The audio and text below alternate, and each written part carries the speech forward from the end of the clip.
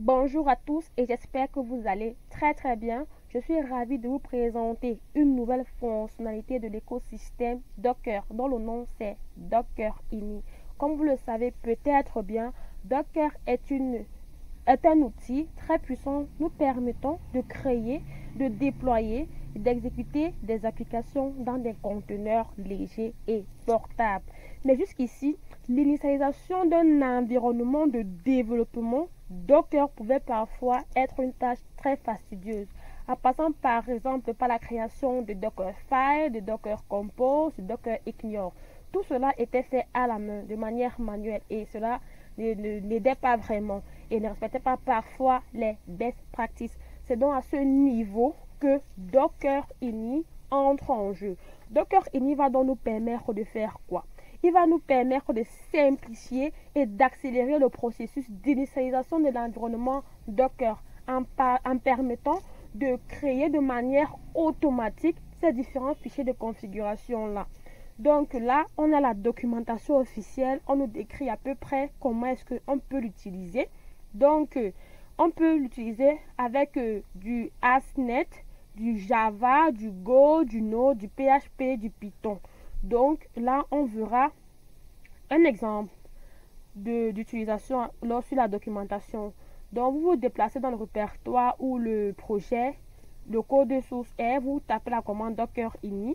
On vous posera un certain nombre de questions en fonction de l'application que vous voulez déployer. Si c'est par exemple du Python, vous choisirez du Python et au fur et à mesure, vous répondrez aux différentes questions parce que vous saurez exactement les besoins. Vous saurez comment est-ce que l'application doit être déployée ici. Et vous saurez le port de redirection, vous saurez tous ces éléments-là, la version du langage de programmation, le répertoire, tous ces éléments doivent être connus déjà par vous afin de mieux répondre aux différentes questions, et même aussi la commande de lancement de l'application. Donc, il faut déjà garder cela à l'esprit. Donc, je prends l'exemple de Go, par exemple. On met Docker Ini, on demande quelle est l'application où tu veux déployer du Go. Oui, tu choisis le Go, tu prends la version, tu choisis le répertoire du code source, le répertoire courant, c'est pour ça qu'ils ont mis le point. Après, on met le port de redirection, donc le port d'accès à l'application.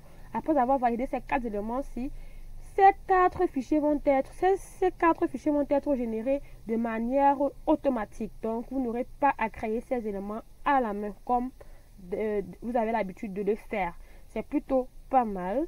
Donc, je vais vous présenter une architecture assez globale de tout cela. Ici, on a le développeur qui se connecte à la CLI de Docker Desktop. Donc, il faut garder à l'esprit que Docker Desktop doit être installé sur votre machine, sinon ça ne marchera pas. Donc, il se connecte à la CLI de Docker Desktop et il se déplace dans le répertoire personnel du code source. Il tape la commande Docker Ini en se rassurant que le code source est bien et bien là. Après, Docker Desktop va donc analyser le projet et poser les différentes questions qu'on a vues au niveau de la doc officielle. Après avoir répondu à ces éléments, il va nous générer ces fichiers, ces différents fichiers de configuration qu'on avait l'habitude de faire à la main. C'est plutôt pas mal, c'est très good, ça va nous simplifier la vie, ça va nous permettre d'être plus efficace. Donc là, on va voir une démo, on va faire une démo afin d'entériner tout cela et voir comment tout cela se passe.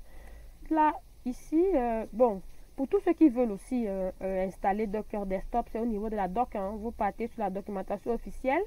Si vous avez du Mac, du Windows ou du Linux, vous devez installer le Docker Desktop qui va bien avec votre système.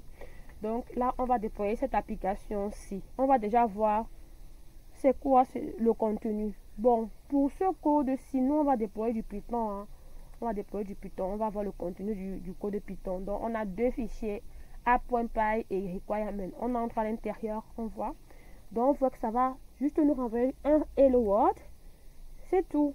Et là, les requirements, c'est Flask et Gurnicon.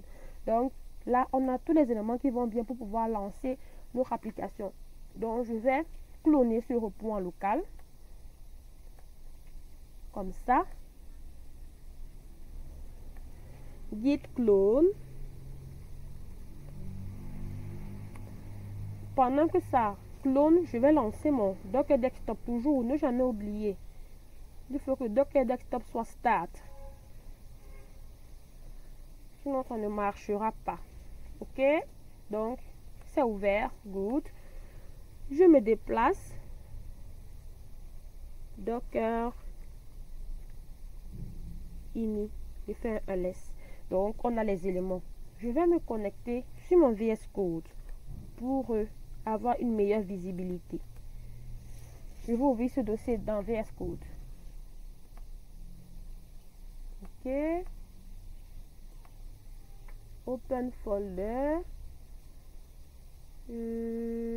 Tac. Ok. Ok.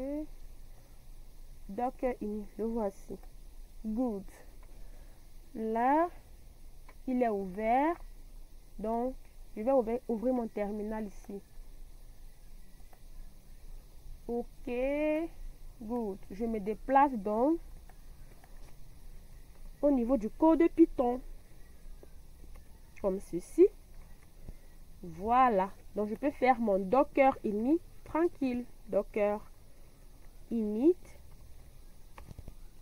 Je vais faire du Python. Je choisis Python. La version, je prends la 3.8.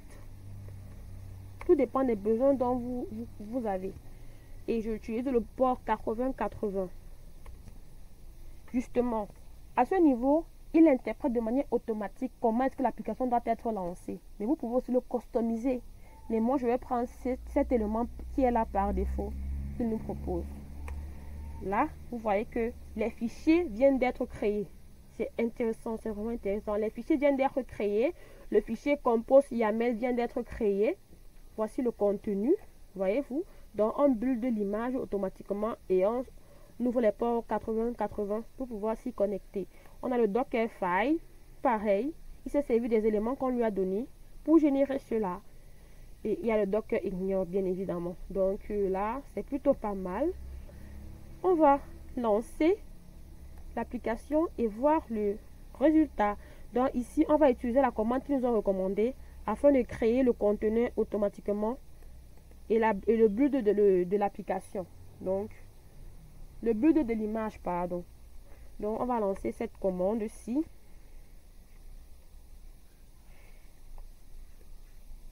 Et après cela, ils ont dit, on va sur le terminal, le navigateur, ouvrir localhost 2.8080 afin de visualiser l'application.